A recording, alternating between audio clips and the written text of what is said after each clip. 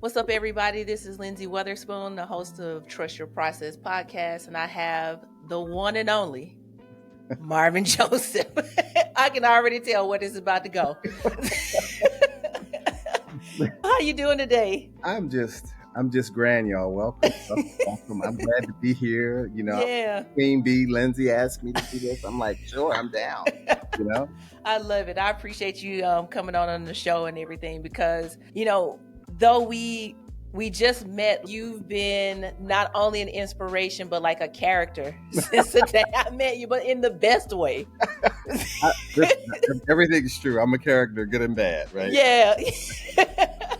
Well, we'll get into it. But first, I'd like to ask, with this podcast being called Trust Your Process, what does that particular statement mean to you? You know, um, it's interesting. Like you trust your process. It's unique because it's your perspective. I have to check it up to like you know making food. You know what I Yeah. mean? How do you want to season your chicken? Mm-hmm. Right? Do you want to use pepper? Do you want to use garlic pepper? What flavor do you want to add? I Mm-hmm. think that many of us, photographers, writers, movie directors, whatever, we we all we all have a piece of this pie. You know what I mean?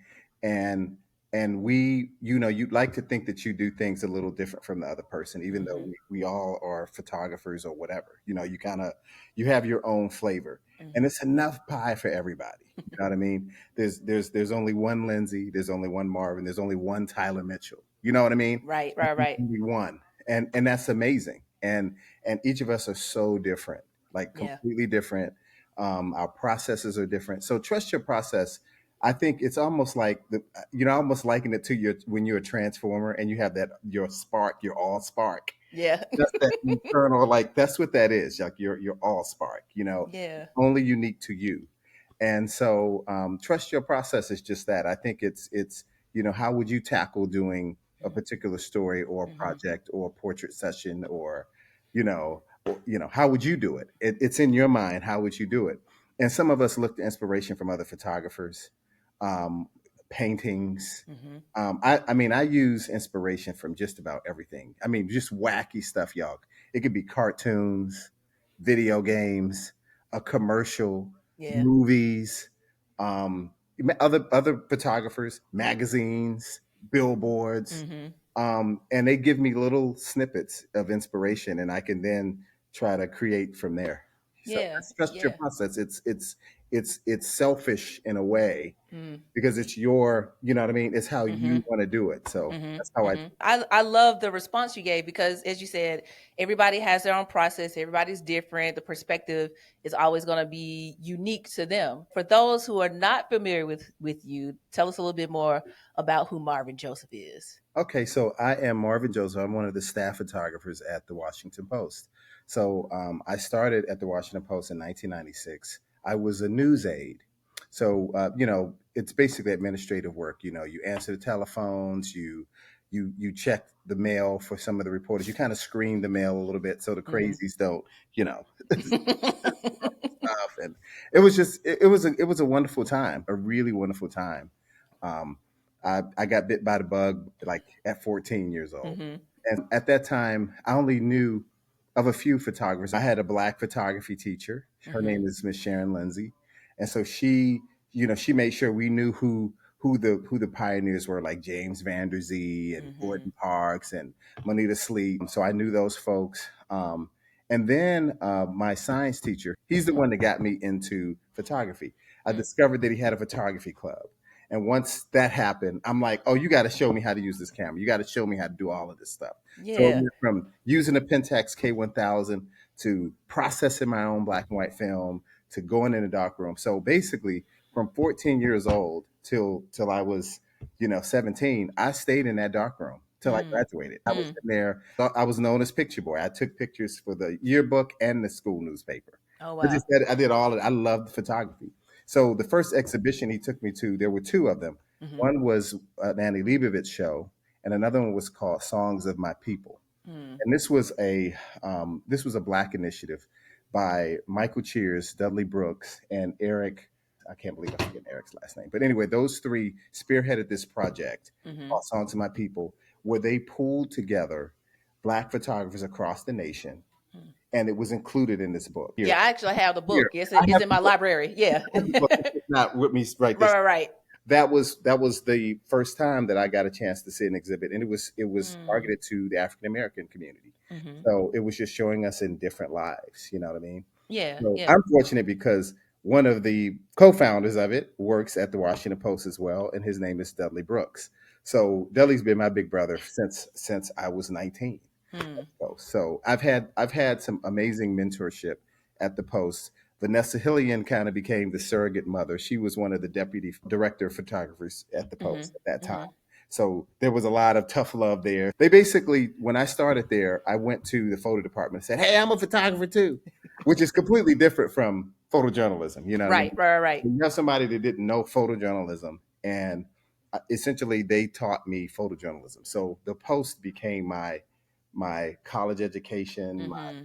master, my Hmm. all of that stuff became from the newsroom itself as well as the photography department, and several of the individuals in that department kind of Yeah. taught me photojournalism. So I interestingly enough, I wanted to be, I wanted to shoot like Annie Leibovitz and her Hmm. bits. I wanted to kind of do that work, and but I took a different turn once I started at the Post. Right, Uh, right. yeah. So anyway, I've been at the Post since 1996. I started there as a news aide and ended up eventually becoming a staff photographer in Hmm. 2000, Hmm. July 2000. So Love it. yeah. Love it. First of all, amazing story. Like I love just like the trajectory of how you went from this place and now you're at this place.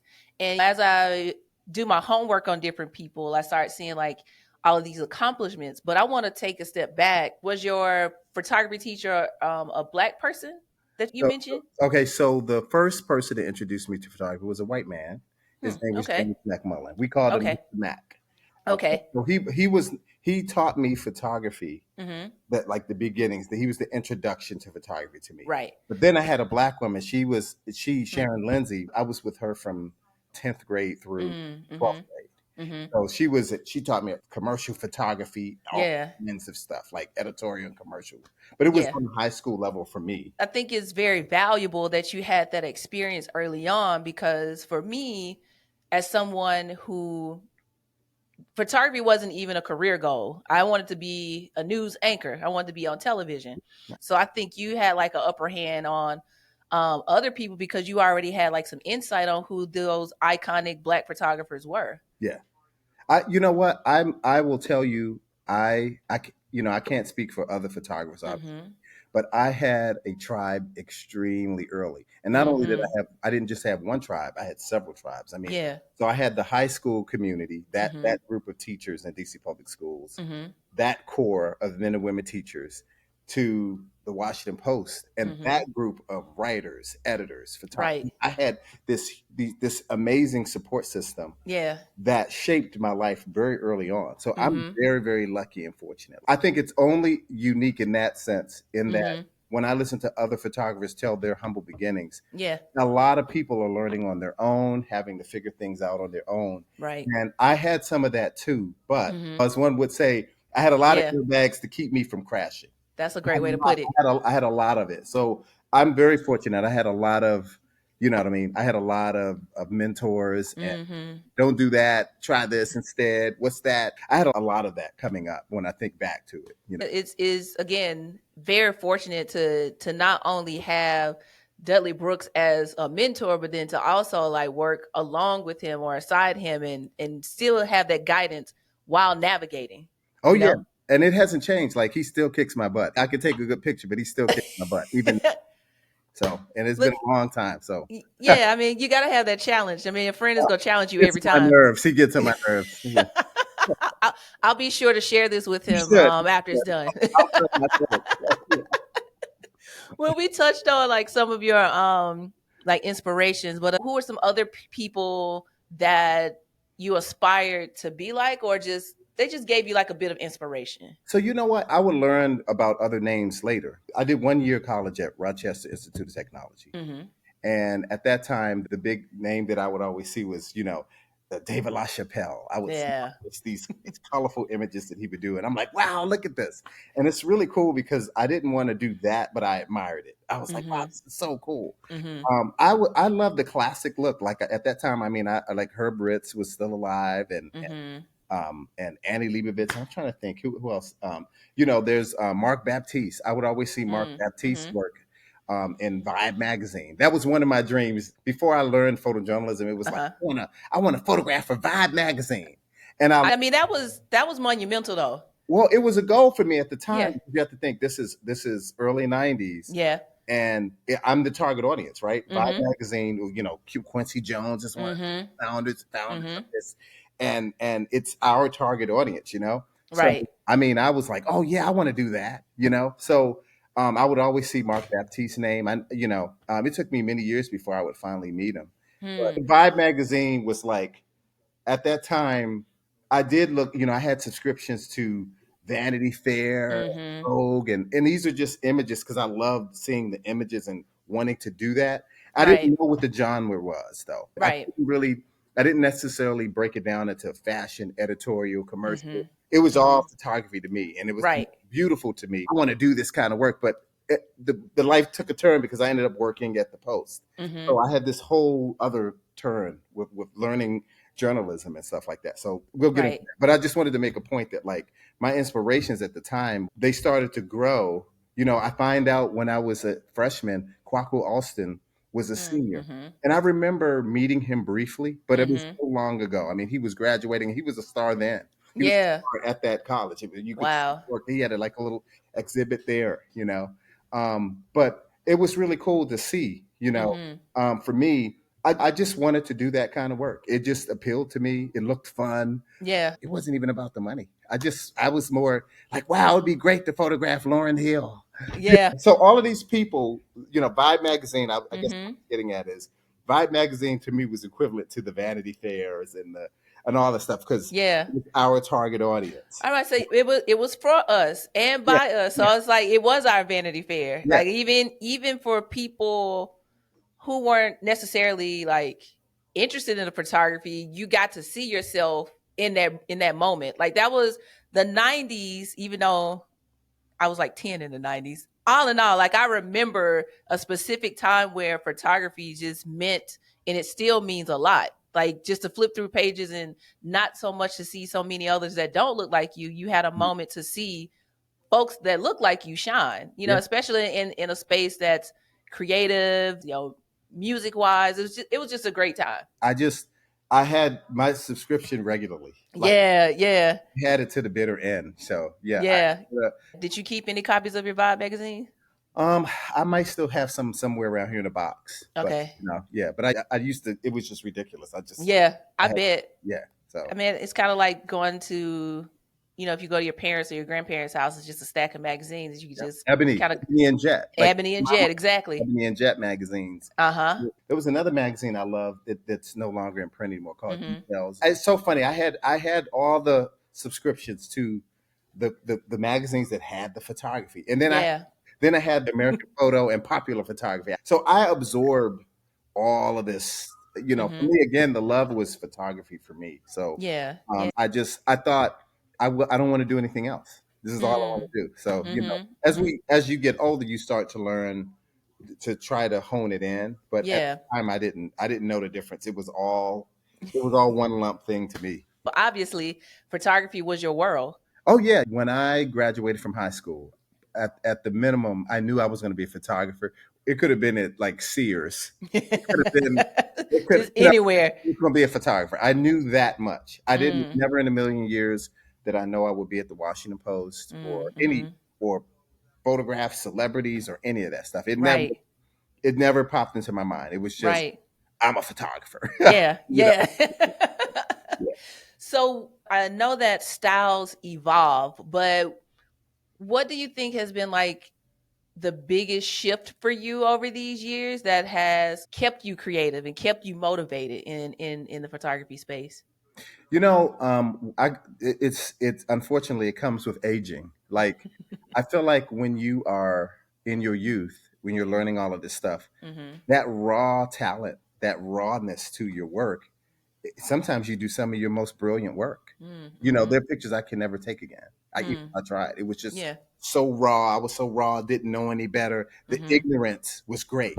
And it created these cool pictures. So as you get older, you mature and things like that, you become more deliberate. So you're Mm-hmm. more, oh, I'm going to do this. I want it done this way, blah, blah, blah. Like you kind of, everything is intentional. And so what I've tried to do is have this crazy balance in my mind of leaving a lot of spontaneity in the work, because Mm-hmm. I think that there's magic there. There's magic in the spontaneousness. Yeah. There's people who are just brutal planners. They have Mm-hmm. everything planned to the T, the Mm-hmm. pose, they have it all down, and it works for them. Where Right. I find it too stodgy for me, but I Mm. still have to plan. I still have Mm-hmm. to have a vision for XXX. So, and I Right. do, but I try to leave a lot of room for, wow, I didn't expect that to happen. Or Mm-hmm. I Mm-hmm. thought I was going to do this, but wait a minute, this is way better. Right. It's equivalent to when the flash didn't go off.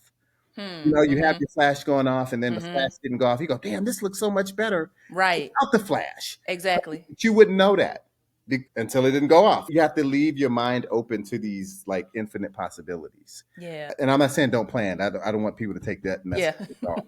I try for my process. I try to leave a lot of room, wiggle room Hmm. for the what ifs. Mm-hmm. What if Mm-hmm. this happens, or we plan this, but oh my goodness, look at this. Wow, we were going to go with blue, but the red looks so much better. Do you think like your process is like was kind of born because of time constraints, or what exactly do you think it is? I definitely think a large part of how I think is shaped by photojournalism. Like Mm-hmm. you have to anticipate a lot. Like there's a lot of sitting and watching Right. versus when you are in a studio setting, perhaps, or even on location, and you're shooting this cover. Mm-hmm. You have to create this vision. Right. Where in photojournalism, you're documenting real life. Mm-hmm. And I think one advantage that does have for some of us, um, is that we kind of know what real life looks like, Hmm. right? You kind of, because you've seen it, you shot it, you're like, oh, you know what?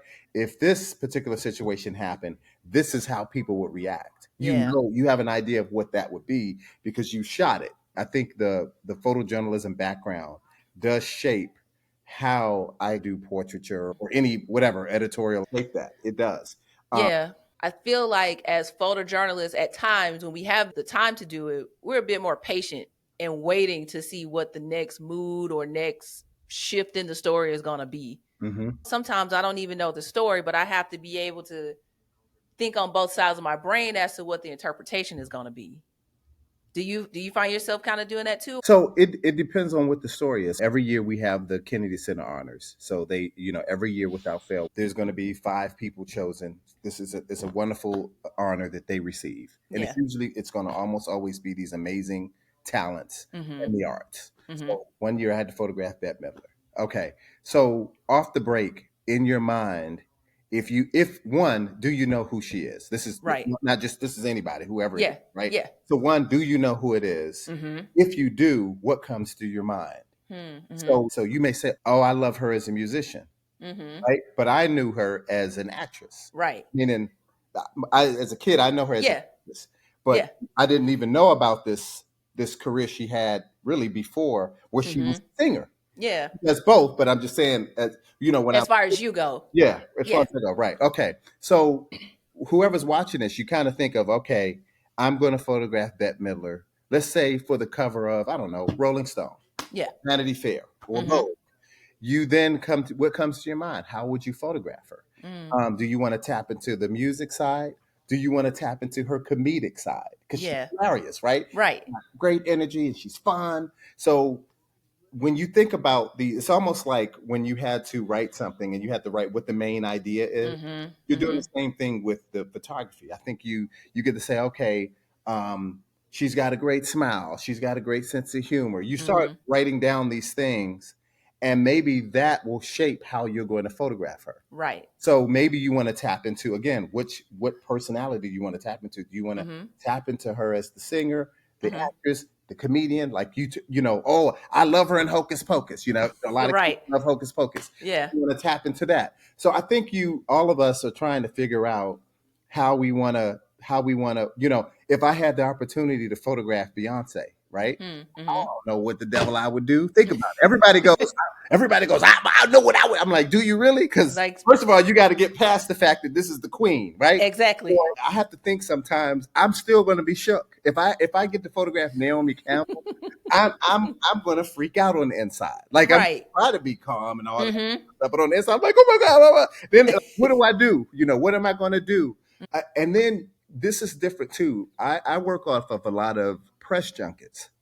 So like Mm-hmm. I'm not going to have, you know, it's rare and it could happen in the future. I'm just using this as an example. But Yeah. Rihanna, let's just use her as an example. I, if I'm photographing Rihanna, let's say we have a press junket. She's got a new movie coming out, Mm-hmm. and it just so happens that she's in DC doing the press junket. Mm-hmm. And I, because I work at the Post, I get assigned to photograph her. And so of course I want to take these amazing pictures. Well, it's very Right. Right. different from when you have a magazine setting, because a press junket you may only have 20 minutes or less. Exactly. If Yeah. you can get more than that, that's great. But I'm just Right. using this as an example Mm-hmm. where okay, so now I got to figure out you got to get past the time window in your head. Right. You got to figure out how you want to photograph this person. But this is also different. I don't Mm-hmm. have control over styling or anything. Right. Right? This is different from if I'm photographing you for the W magazine cover, where now Right. we can discuss styling, the inspiration, the concept, all of that stuff, right? But it It's goes back to you talking about real life. right, right, Yeah. right. So you have to. So a lot of this is the best that I can hope for is if can I get a really nice picture of this person from a press junket. Mm-hmm. So that's the hardest challenge, and so I work really hard trying to, but it's still different from if I'm photographing it for Vogue. I'm not, or the Right. Right. magazines where you're doing multiple looks, Yeah. Of course. Of course. all of this stuff. It's very, very different. It's not even Mm-hmm. the same wheelhouse. Raphael Pavarotti just did this whole series of pictures of Rihanna, and it's incredible. But I'm just Right. making the point. Yeah. That's not 20 minutes. No, not at all. And it's Not at all. outfits and all of this stuff. So I'm taking it back home in that, it depends on the assignment, how much time you have. Mm-hmm. And I think overall, what do you want to say? What do you want to do within those 5 minutes, 10 minutes, 20 minutes with Yeah. this person? What comes to your mind? What do you want to portray? If you can do it at all, right? I mean, Right. my tendency is to want it to be this grandiose thing, even though I have this tiny window. So Right. it's an impossible situation, Hmm. but yet I want to make this great picture. So it's Yeah. like it's very mentally taxing, but I you agree. have to try, Yeah. Yeah. try, and hopefully you can get something. But you kind of have to, you have to have an idea, but sometimes you just don't know. Hey, we told you we were giving you 10 minutes, but now it's going to be 3 minutes That, because we got to whisk this person away to the next thing. right. I think what helps any of us is having a go-to, maybe have a go-to lighting setup in your mind, a go-to portrait setup in your head, Mm-hmm. something that it's like we call it the cover your ass photo in I journalism. mean, it is the truth. So it's like you have a cover your ass situation that you Yeah. have, but sometimes the cover your ass isn't that sexy. It's just you got something It's and it lights nice. It's a nice picture of the person, right. and that's the best you can hope for. But I want so much more, and I think many of us as photographers usually want so much more. But For I deal with sure. a lot of press junkets, y'all. Yeah. A lot of it. Yeah. Yeah. I mean, you bring up some valuable points. Again, it's I think it comes with knowledge and time to even get to a point where I have the cover my ass set up. Yeah. Because if you don't know to think in terms of time constraints, you may use, I mean, you may get the 10 and you may be able to use the full 10. But like Mhm. you said, you may be thinking of, I have 10 minutes, but I really have 3 because I'll probably spend a bit of it trying to get this person comfortable or get this light together, to get this thing together. And it only took me 3 minutes to make the photo. Yeah. Well, and I tell you what, I mean, again, I've been fortunate. I think I'd say maybe 15 years ago, a lot of the shoots were 3 to 5 minutes, Mm-hmm. and 10 being gravy. I tend Yeah. to get a little bit more time now. Mm-hmm. And that's part of it is establishing relationships with the Yeah. PR team Mm-hmm. and all of that. And so they'll give you more time because they've seen what you can do and the result they'll get out of it. They'll say, "Oh, Right. you'll get this big splash that's promoting the new movie or the new TV show." Mm-hmm. So when you're kind of your name becomes synonymous with that. So that's like goodwill, and so therefore they'll give you a little bit more time. Mm-hmm. So and it's not all the time, but I would say Right. most of the time in my case, most of the time now. But look, they get new people. A new person come in. Now you got to train them and be like, Yep. need more than 10 minutes. But overall, I mean, I look the I would the key for all photographers listening that want to do that type of work too. I Mm-hmm. think it's not as easy as it seems. I mean, you do got to know. Okay, right now, Beyonce says yes. You can take my picture, Lynsey. Right now, I give you an hour. I give Whew. you a whole hour. We can do two looks. Right. You bet. Do you know what to do? Like it sounds like some people will be like, "No, I know what to do. I know what to do." I'm like, "You the mom. If you I say I honestly would not know what to do because first I got to get over the fact that she agreed. Let's just start there. yeah, you gotta." So it's just, and then also like in some. I tell you what. Sometimes it's cool for me when I don't know who you are. It's Hmm. rare Mm-hmm. if I don't know who you are, and I'm not a huge fan. Like in other words, because I don't know you, I'm not. So it's Right. easier for me sometimes. It's easier Mm. to do it because now Mm-hmm. I can just kind of like I can direct a little better. Mm-hmm. But if it's Mm-hmm. somebody that I admire, like if it was Tina Turner, I would just Yeah. melt. Like it's just like, oh my god, Just instantly. it's anime. Like it's Anime bullet. She is in my face. yeah, and like it's just there's certain people you're going to admire. Right. Some people, Right. actresses, musicians. There's some people out there that you're going to admire, and like what would I do in the presence of like Bob Marley? Hmm. Like Mm-hmm. Mm-hmm. how would I photograph him and all of that stuff? And Mm-hmm. so I top my hat off to all of those photographers out there that do it so well and with Yeah. ease. At least it seems that way. It's like, wow, they're able to do that and keep Right. calm. And I love to talk to Amar Barber and be Yeah. how do y'all like, I'm older than them Mm-hmm. and they're doing all this amazing work. And I'm like, man, I will be freaking out with some of the people they photograph Yeah. on the inside. So it's Right. like, Right. Right. because how do you keep your cool and calm? And we do, but it's just We like, do but I'm telling you, I'd be like, I'm nervous. I'm nervous. It's each time. yeah, each time I'm nervous. Yeah. But I think it's healthy to be nervous because I think of it like with me living in Atlanta and we see celebrities all the time. Plus, I'm pretty sure you see a bunch of celebrities in DC.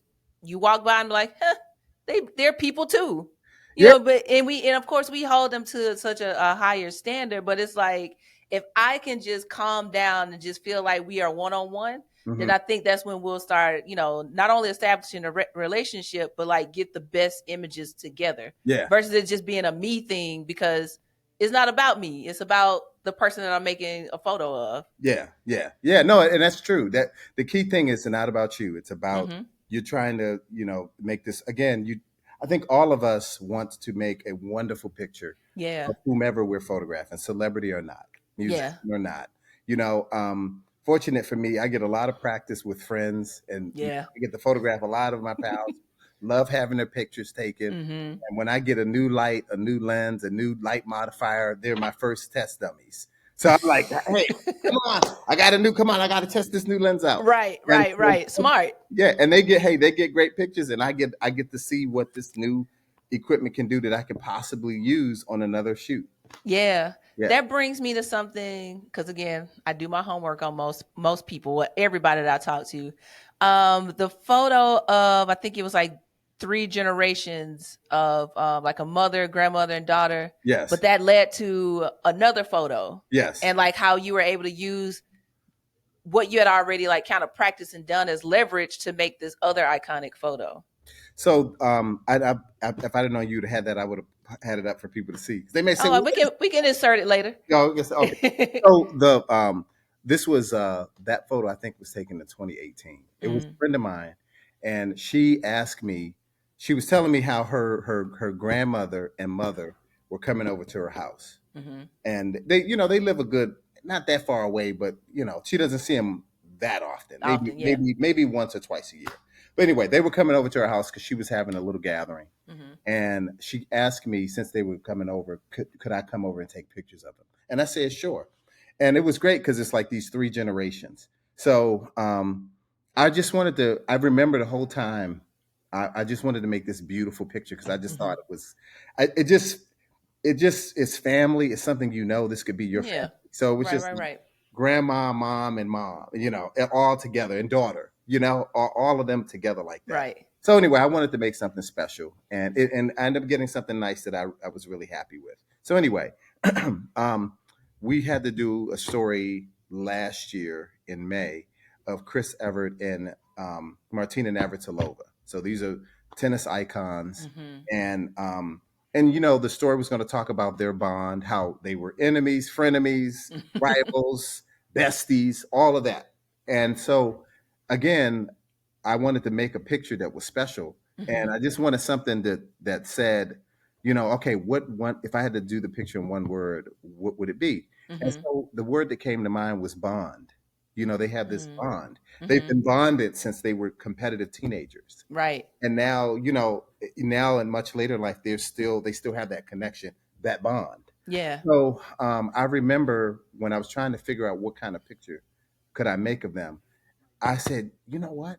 I could another picture that reminded me of a bond was that photo that I took in May 2018 Mm. of the three generations. Mm-hmm. So I said maybe I could do something like that with these two.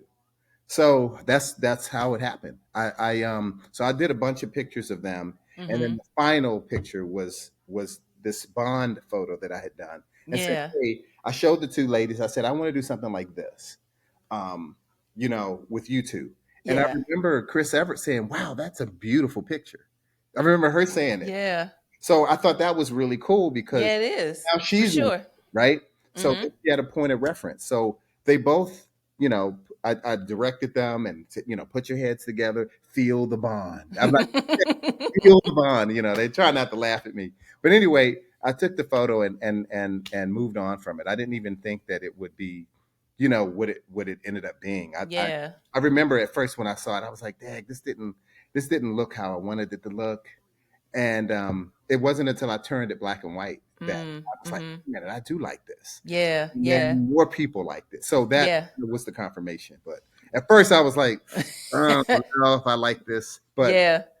the rest is history. A lot of people like the photo. Yeah. Yeah. I mean, I love just as you said, the bond, the sincerity, the friendship, and like you are these two iconic women who changed the aspect of tennis all around. Oh, yeah. So just to see that and know that yeah, they may have been enemies on the court, but in real life, like they felt something for each other. Yeah. Yeah. Yeah. And it was on and off for years. I mean, Mm. it was Mm-hmm. just the story of their life. I mean, but they're still besties to this date. I mean, Yeah. so it's just I tell you what, if you and I playing tennis and major tournaments, Uh-huh. beat you a few times, you beat me a few times, we good. But if you beat me 20 times and I can't, Yeah. I don't know if I'm gonna be a friend no more. Yeah. No, I think I'm good. I'm gonna be like, man, she ain't all that, Lynsey. You know, you know. And I'm over here telling different stories. Like, did y'all see when I beat Marvin's behind? Yep. Yep. Did you see that? You served me like that? Right. How did you see that? You know, but anyway, it ended up, people liked the photo. I was surprised. Mm-hmm. I had shot the photo and moved on. It's another thing that happens in journalism world. You move Oh to yeah. the next thing. You don't regress, you progress. Right. You're constantly on to the next thing. So Mm-hmm. sometimes somebody will say, "Hell, I love that picture." I'm like, "Well, wait, what picture? Like, Which one?" which one? Like, which one? Oh, wait a minute, I don't even know what you. And then sometimes they'll be like, "I don't even know what you talk about." Like, Right. Right. you- And it's not like it's definitely not a thing of cocky. It's like I just kind of moved on from that moment because well, give you an example. The yeah. photo was shot in May of 2023, and it didn't publish Mm-hmm. until July. Wow. So It's so now I really done moved on. I I don't say you off the picture. Yeah, I you've done a million more assignments since I've done then. more assignments since then. So I when people were coming up to me saying, "Oh, I really like that portrait you did," I'm like, "Wait, which one? Which portrait?" I didn't even. So if you didn't say the magic word tennis, I wasn't going to remember. You I'd be like, oh yeah, yeah. Wait, where did you see that? 'Cause you know. Yeah. It's like, oh man, I shot that so long ago. Right, right. And it was only May and it posted in July. Yeah, Just yeah. 2 months. That's It's, just wow. it's too It's much. wow. There's so Yeah. much work in between. There's so You're much right. in between. So it's not that I have a bad memory. It's just that you have to jog it a little bit. You're like, oh Mm-hmm. wait, oh yeah, because you're Mm-hmm. doing so much with this. Even this Yep. year, just look at all the work that's all this. This year has been just a whirlwind, and we're only at the half Yes. mark. Exactly. It's just like all this stuff. You have Olympics, you have the political conventions coming up, you have the Mm-hmm. general election, and Mm-hmm. news right now. It is just a busy time to be in news. Yeah, Oh yeah. Yeah, yeah, yeah. I mean and it's not, of course, DC is like the hub because of yeah, it's the heart of everything that's happening. But even down here in Georgia, we're still we're gonna see a shift. I feel like we're gonna see a shift oh, around August. Just okay, when um you start having the conventions, when you start having people campaigning a little bit more, it's gonna be a heavy news season. And also with it being an election year, it definitely yeah, will be. yeah. Yeah. It always is. So Yeah. yeah. So I overall, I mean, I love it. I'm not, I mean, listen, tomorrow morning I'll be on a flight to Nebraska. Oh wow. Yes, What kind of story are you we're shooting in doing we're Nebraska? doing another journalism story out there, Okay. around like Native Americans. It's just like Mm. it's just like it keeps us busy. Yeah. Like I love it. bam, bam, bam. Get on a flight. What? Get up at 4 in the morning. Get on. Yeah. Yes. Yeah. Well, I feel like we touched on it like briefly, but like what were some of the things that you faced or learned kind of like climbing the ropes at the Washington Post? Oh man, what didn't I learn? Right. I mean, I think some of this, like I'm very comfortable with people, Mhm. so I think I feel comfortable going just about into any neighborhood, being able Mhm. to do photojournalism. I feel like I feel very comfortable with people. I treat people as people. I Mhm. really like people, and their lives are fascinating to me. Right.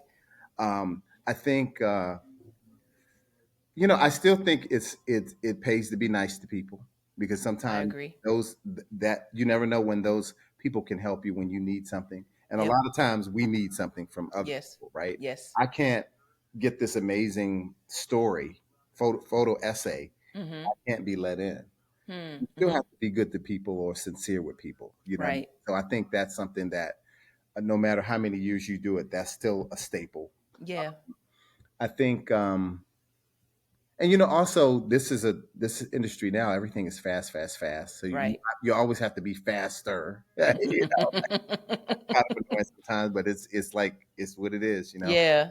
Um, it's so much stuff. It's so much stuff over the years that um, when I think back, I mean, you always have the hindsight of, if I had to do that assignment again, I'd probably do this differently, or Yeah. maybe I Of would, course. or maybe I would do that. Um, so it takes a lot of self reflection, looking at your work, seeing how you can make it better. Yeah. Most importantly, for the next time around, Mhm. every assignment that you get is practice for your next big thing. True. So the next thing. So if you didn't hit it out the ballpark this time, you're going to do it on the next time. You got Mhm. to keep that goal in mind. You got to keep raising the bar for yourself. All of us, Yeah. you try to keep raising the bar. Right, right, right. And with that thinking, you may get better without realizing it. Yeah. You know, Yeah. setting this goal, like, okay, boom, I did that. Now what's next? Now what's next? Now what's Mm. Mm. so it's just it's a constant thing on your mind. Mhm. There's no limit to greatness. There's no limit. Hmm. So you can just keep raising the bar. I think Yeah. that's why some of our most successful people out here, I feel like they keep raising the bar, and they're never Mm. satisfied. I guess another way of saying it, they're never satisfied. Yeah. The complacency, it can be a killer for some. You know Hmm. what I mean? Mhm. So, yeah, you got to Mhm. keep raising the bar, and I think that's the only way to become your greatest self.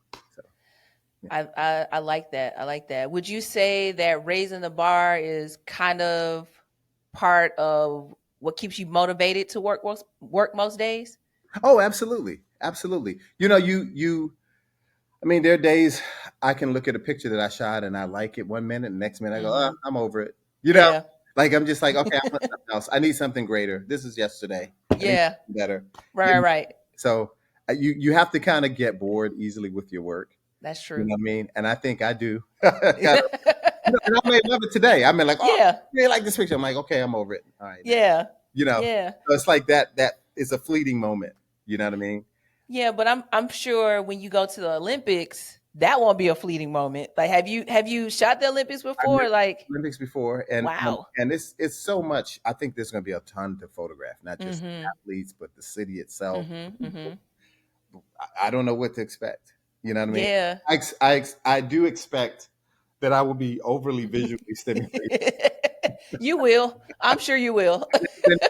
I've never been to Paris before. So Oh wow, it's gonna be even better. yeah, Yeah. it's even better. Yeah.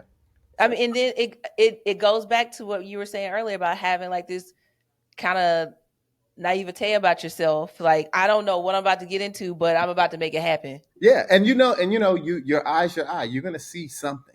You're gonna Mm-hmm. see something. You know what I mean? Mm-hmm. A lot of it, Deli told me many years ago, like proximity is everything. Mm. You know what I mean? You don't know what you're Yep. gonna do until you're actually in it. So Exactly. that proximity is a very killer buzzword. You know? Yeah. Yeah. Yeah. And then just to be in the moment. Yeah, Yeah. yeah. Will you be out there the entire time or Oh yeah, yeah. I'll be there the time. Yep, wow. I'll be there, and then I think from there I'll like take another couple of European trips to do some travel photography. Oh, nice. So Look, that'd be I'm cool. I'm hating on you, and you ain't even been yet. I'm hating on you, but Listen, I know it's gonna be like an amazing experience for you. I can't wait to see. I mean, I'm a kid, and this guy. It's like Yeah, this is the one time I get. I don't know anything. Like yeah. I don't know. I That's can the best type. I mean, that's the best type of thing, you know. Yeah. Look, when you're here in the States like this, you can go to any other state and you may not know the area, but it still has some familiarity with things. Right, Right. So right, right, right. you know what? There's a Waffle House here somewhere. True. Like over there, it's like you don't know what. If you Oh don't no. know culture, you don't know anything. You gotta figure it out, talk to the right people, or finger, caveman talk. Like, how do you Yep. the cafe? Where is it? I get to be the dummy for a change. And it's okay. I mean, I will say, like, I've been to Paris a few times. I like to just stop at random places. But when they told me there was a Popeyes over there, I'm like, I'm gonna try it. Oh wow! Yes, Right. I mean, I did, and I actually enjoyed it. It was I mean, probably the same formula. They have a whole formula, right? It's the same. yeah, but there was something that was actually a little bit different. I still can't put my finger on it. I'm like, it was still good. It's better than Popeyes in Paris. I'm just saying. I mean, that's people can talk. People can talk mess all the time. I've been to fine dining in Paris, and I've also had McDonald's and Popeyes. I just want to see if there's a difference. awesome. That's awesome. Well, did they have the biscuits? Did they have the signature biscuits? They did have the biscuits. That is my weakness, so I have to Yup. stay away. I have to stay away from Popeyes because I will be 900 pounds. You just don't know. I, And that's why I don't go to Popeyes as much cholesterol will be myself. through the roof. You know, I just I feel that. I listen. There's not too many food I don't like, so I'd be like, you know, Look, yeah. those lobster rolls we had in New York over the conversation Oh yeah. was amazing. Well, I love I Yeah. love food, and lobster roll is a must. Yeah, that it definitely was a must. It Yeah. definitely was a must. And just kind of like reflecting on that conversation, we touched on a lot, but the one thing that is crossing my mind right now is just the thing of like a personal aesthetic. So we talked about why film is a thing again and Mhm. things of that nature. Just for the audience itself is like, do you think it's necessary that someone learns that particular aesthetic? Like, why are they using it? What type of questions would you have for someone as to why they are establishing themselves as, I guess, this certain type of photographer versus just enjoying the whole realm of photography itself? Well, you know what? I actually, the reason why I want to, I've started shooting film again. This is just Mm-hmm. like for my own personal work, just for Mm-hmm. fun, is because, particularly medium format. Mm-hmm. So I never really got a chance to really get into it. Yeah. When I was younger, I did shoot like a little twin lens reflex, and it's 2 1/4. Mm-hmm. But it was brief. Yeah. By the time I started working at the Post, they were shooting 35 millimeter film. Mhm. and it was color negative, and then they scanned the images in black and white. At the time, Mm. printing was still black and white Mhm. before it went totally color. Anyway, I just thought it would be a cool. Like I never got a chance to really play with the Hasselblad, Mm. Mhm. Mamiya RZ67, Mhm. all that. I never got a chance to play with a 4x5 or 8x10 camera. Mm. I Mhm. missed that whole wave, you know. So I thought it would be fun, like just to take some of my new work with those kind of cameras. Mhm. So that's Mhm. so it's more like that for me. It's more about because I shot film starting out. I do think that it helps you when you're a beginner Mhm. because a lot of the cameras today, you know, you can put it on program of some sort and get Right. a decent photo. I mean, Yeah. kind of it does take the guesswork out of it. I think the missing aspect is that fine tuning. When you Mm. learn film, you apply those principles to digital. It's kind of like it's really the mechanics of it. Yeah. For example, depth of field. So, what if you don't want the background in focus? Right. Right. You need Right. to know, you so if you shot film, you automatically know that I need to kind of open that aperture up wider to blur the background. You Right. know because you shot Right. film doing this, Right. and you apply the same principle to digital when you Mhm. digital. Mhm. I do think that digital does give makes us fast, fast, fast. I mean, Mhm. you could keep going. They said that those cards are bigger now, so Exactly. you can shoot And they through. keep getting bigger and bigger. They keep getting bigger and bigger. So I tell you what, I haven't had to change the disc in forever. Because now Right. it got. But at first, I was changing. I'd have to. I shot pictures on two cards. Yeah. Now it's like I showed everything on one card, and I still haven't filled the And card. you can fill it up. Yep. So Yep. digital, you can just you work faster and you can just keep going and going and going. Mhm. With film, you knew you only had 10 exposures, 12 exposures, 36 Right. exposures, 24 exposures, or 4x5, you only had one side and then flip One it to sheet. the other. Yep. Yeah. Mhm. So, I think film just slows you down. Like Mhm. it's a slower process. But Mhm. I wanted to get into it for my own personal work, just to kind of say, yeah, I shot this. I want to be able to say I shot this on 4x5 or I shot this Right. on 5. It's just my own, thing. But I do think that people, if you're a beginner and you learn on film, I think it definitely will help you, especially on a technical aspect. This is Yeah. mostly for the technical part, Yeah. I mean, okay, my teacher in high school, she taught us, we call it the rule of reciprocity. So Mhm. she would take the battery out of the Pentax K1000s. So you would have to go outside and you would have to know I'm shooting 400 ISO film, and Mm. based on the light quality, you would set Mhm. your shutter speed and f-stop accordingly. Mm. Now this is without a battery. I So was going to say, so yeah, of course it turns to a manual. I'm yeah, assuming the battery had it where you could just see the settings.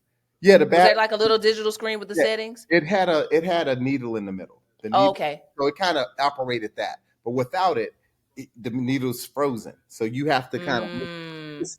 you had to use your brain and say, okay, it's cloudy outside, so the f stop's going to be 5.6. Mm. I'm going to Mhm. be at 125 for the f stop. Smart. If Yeah. you would learn what these things are. Essentially, you may be faster than the digital if you think about it. Mhm. Because now, Mhm. if you want to shoot on manual, because the other thing is when you're on manual, everything will be consistent all the way Of through. course. Sometimes Yep. when you're on any of the programs, it's gonna change. Your density may change based on the lighting The conditions. lighting. Yep. So it's Yep. just little things like that. It's the other thing, the cameras in your light meter camera. Mhm. The light meter in your camera is a reflective meter. Mhm. The handheld meter is an incident. Right. They're two different things. So what if you don't have an incident meter reading? So I was taught Right. how to use your camera to do the meter reading. Mhm. It was a handheld. It's like Mhm. all these really cool tricks that you would do when you shoot film, and I can apply them today shooting digital. So those principles that I learned as a teenager into adulthood haven't left me. I apply them to today. You know what I mean? So Yeah. it's Yeah. I think it is extremely helpful for the beginners, um, where it helps you on the technical part.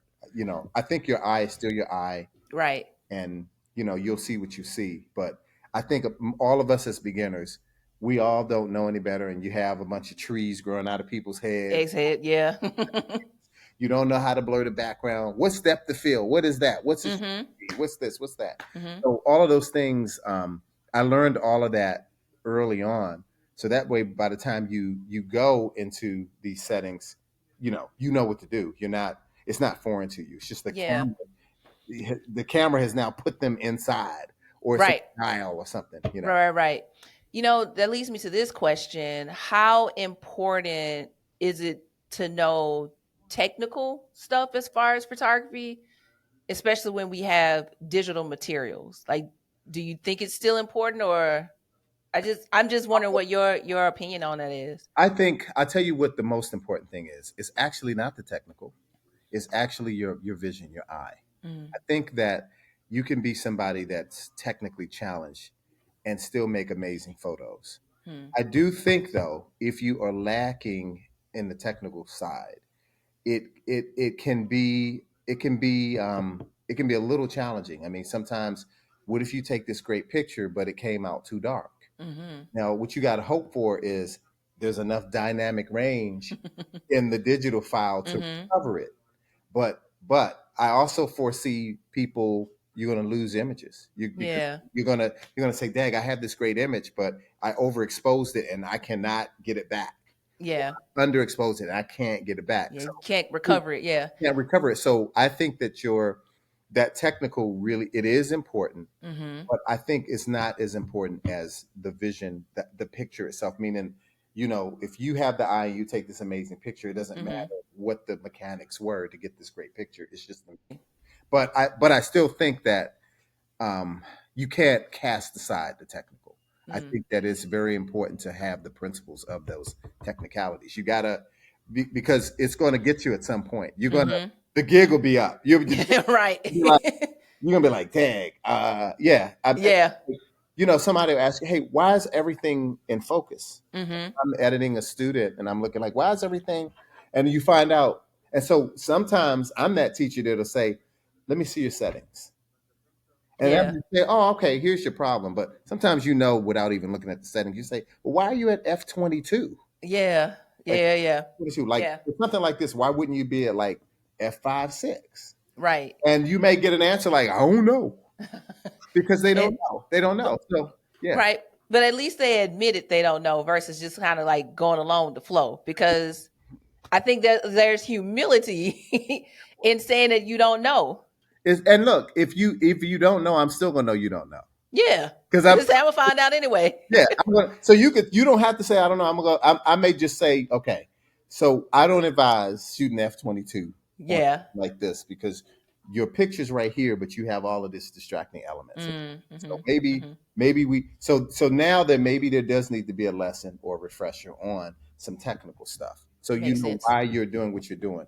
So you get to a point where you're intentional. You Mm-hmm. intentionally wanted this to be out of focus. You Mm-hmm. intentionally wanted this in focus, all that stuff. So like Yeah. I think that you can't cast aside the technicality. But I mean, look, I've shot pictures. All of us have been beginners, and we shot pictures, and we because of our dumb luck, because of our beginners' luck, we Yes. made a good picture. Right. We made a good picture. Right. And Right. we Right. weren't thinking either. It was just like visceral, and you just did it, and it just happened. Mm-hmm. But as you mature in your craft, you become much more intentional about how you want to do it, when you want to do it, Facts. and all the and how and all that, the wins and the hows and the wins. Yeah. Yeah. Yeah. Yeah. But speaking of intention, like, are you working on any personal projects for yourself, or is there a passion project that you want to do? You know what? Right now, I I'm just practicing on friends. I just Mm. I'm always like I want to test out. I saw Pro Photo came out with a new Fresnel. I Oh want to get yeah, one of those and be like, that's pretty dope. I just put that with some Fresnels. You know what I'm saying? Stuff like that. Like Yeah, what would my pictures look like with a Fresnel? with Fernell. Yeah, So yeah. it starts like this little seed. It'll start like Mm-hmm. that, and then it'll turn into some cool stuff. And if I really like it, I'm like, okay, this is the new look. Yes. Like so, I'm telling you, I'm famous for that. It'll be like, oh wow, I like this now. So I Yeah, like playing with different light modifiers and stuff. But I mean, I think and I can see how you've taken like that into your weekly or daily work that you do. Oh yeah, when it comes time to where you can play with oh those yeah, particular tools. yeah. We got like you try to, you whip something out like yeah, I don't know, like I remember the beauty dish, the coveted Oh beauty. yeah. Right? Okay, Mm-hmm. so you'll shoot with that. I remember I would shoot that over and over again. I'm like, okay, I'm tired of beauty dishes. Now let me shoot with umbrellas. And then every now and then, out of the blue, I'm like, I haven't shot with the beauty dish in like 6 years. Yeah. The Let's beauty pull dish. it back out. And then I'll be like, yeah, look at that. So, so I try to. I'm always wowed by I Yeah. think the constantly getting bored with a look or something, it kind of keeps it going. I mean, Mm-hmm. I look at so many from when I started to now. I feel like it's so many amazing photographers out here Yeah. Yeah. now more than ever, and like there are duos out here, and it's like all of this stuff, Yeah. and I'm like, wow, look at this, and just when I think, I've done something, I'm like, damn, look at this, look at this. It's almost frustrating. It's like, well, maybe I need to step my game up, or I'm comfortable where I am, and I'll just tweak from there. Look, we're at where you are where you are, and we could always we want to, I told you this before, like there's enough room for everybody to It do is. different things, whatever that, if how many people want to sing, they want to be Mm-hmm. a famous singer, right? Mm-hmm. I think would I like to be hired to do an ad for Target? Sure. Yeah. I'll do that, but it's just it's so much out here. It's so Yeah, it is. ongoing. It's not going anywhere. I think photography is here to stay. It's not threatened. It's just people love photography. They Yeah. love it, and we've even turned people into cinematographers and Yeah. videographers because of the eye. Yeah. So it's amazing. Like It is. you know, um, people are. I never thought of being a director. Like when I say Mm-hmm. director, like, but I guess that's what we are too. You don't even We are. because you're directing on the set. You're like, I want this and da da da. There's a little bit of direction going on. Yep. Like, oh Yep. yeah, so people add that now. Yep. Photographer, director. So it's like, yeah, Yeah. put that on my thing too. So Yeah. y- But I think more importantly is that not only are we photographers, but we're archivists. yeah, And that's what definitely makes photography this long lasting thing that is a necessity. yeah, we're historians, Yes. especially on the journalism aspect too. Mm-hmm. There's a Mm-hmm. lot of stuff that's current. It doesn't feel like history right now because we're living it. Right. You know what I mean? But like now that we look back to COVID, that was a historic moment for my lifetime and many Mm-hmm. other people. You know what I Mm-hmm. mean? Now, Mm-hmm. past us, sure, people still get it, but like that 2020 was very, very unique, Yes. and it's Extremely. past, but there's a historic record of it, and we Right. haven't forgotten it. You know what I mean? You haven't forgotten it, so Yeah. it's Yeah. it's it's a stain in history somewhere. With that. Yeah. So, Yeah. I mean, I like I said with this I never know what's next for me with this. I'm one of those Mm-hmm. people that have dumb luck. You know, I sometimes I could be watching TV and I'll see somebody a TV show or a movie Mm-hmm. and I'll laugh sometimes. I go, wouldn't it be fun if I photographed that person? And I'll say that, and I'm not kidding you. Maybe a week later or And two, you are photographing that I haven't person. photographed them. It is hilarious. So there's a bit of mental manifestation, y'all. You Right. can actually manifest stuff to happen I in your love it. life too. I love it. So yeah. So I mean, I would love to photograph like Grace Jones. Okay. I We're think that would it's be. out in the atmosphere now.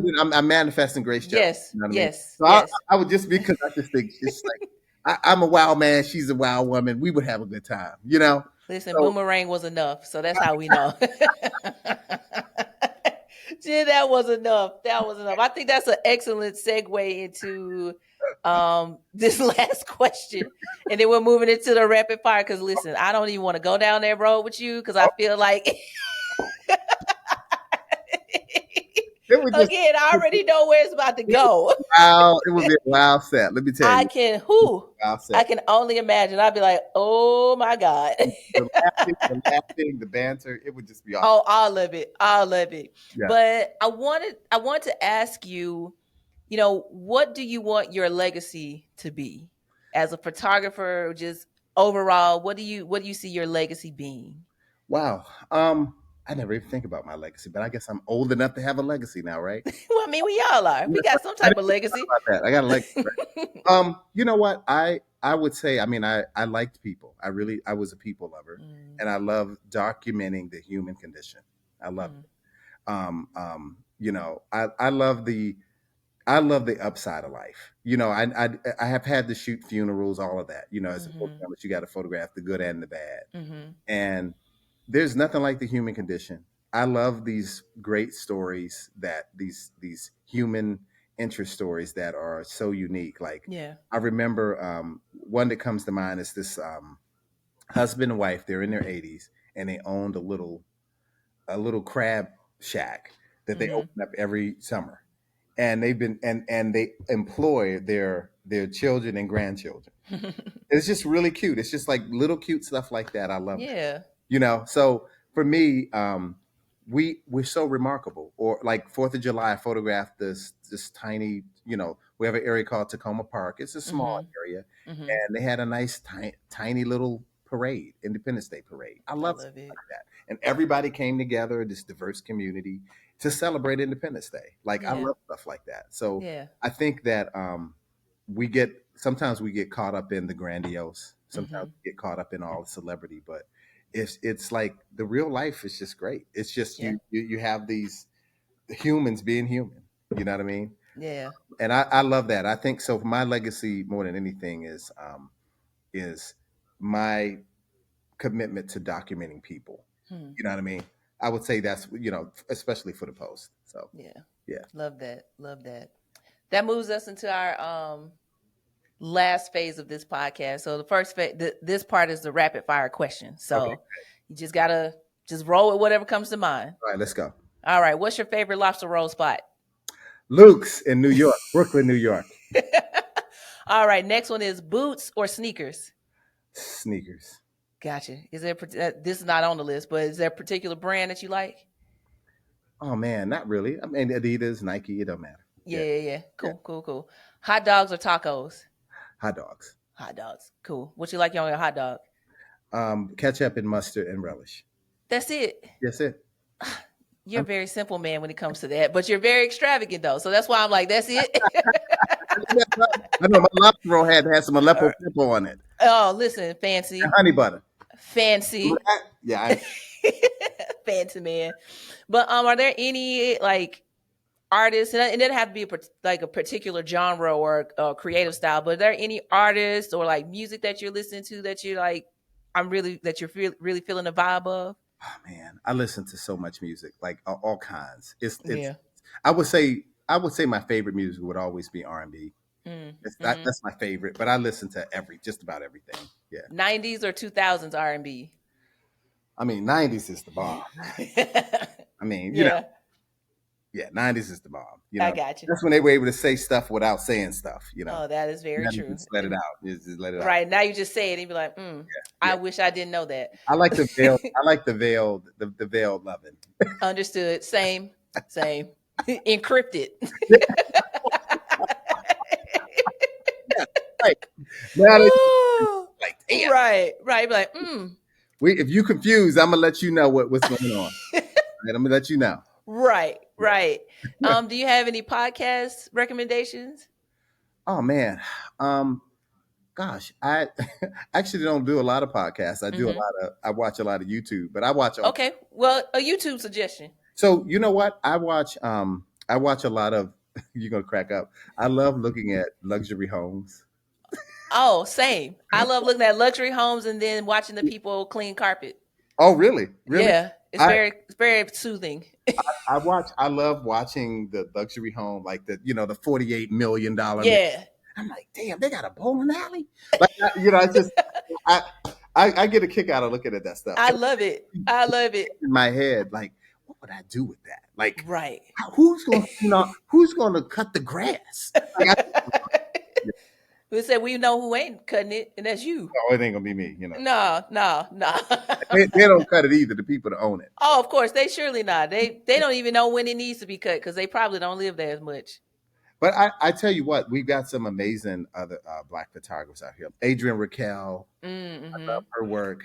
You know, it's like, I've seen, Eric Carter. You see all of these names and you're like, wow, look at this. And Yep. it's more than ever. It's more than ever. Like, it's amazing. It's very tangible. Like you can find us now. Yeah, yeah, yeah. And I know they've never heard of me.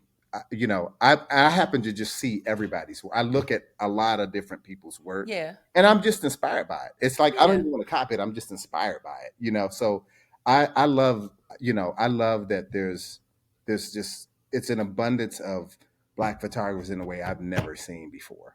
I Yeah. think this is so wonderful. Like, it's just that the 14-year-old me did not see these names. So it's just amazing to see it now. Yeah. Yeah. Yeah. Well, I think that's an excellent way to end our conversation. Marvin, I appreciate you so much. I appreciate you. Thanks for having me. I mean, I get to talk a little trash, you know. Y'all Yes. I had to do my Korean skincare, y'all, to make sure I had to glow up while I was on camera. Whatever. Marvin's skin is already flawless, so he's telling lies to all of y'all.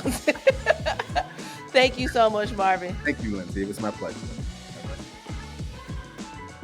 Thank you so much for listening to Trust Your Process, and I hope to see you in the next episode. Until then, follow us on Instagram at trustyourprocess.co. You can also find me as LN Weatherspoon on both Instagram and YouTube. Trust Your Process is a labor of love, but if you're interested in sponsoring an episode, send an email to hello@trustyourprocess.co. It could be through a bird carrier, it could be Venmo, it could be Zelle. However you feel inclined to help, I truly appreciate it. Trust Your Process is written and hosted by Lynsey Weatherspoon and produced by Zakia Watley.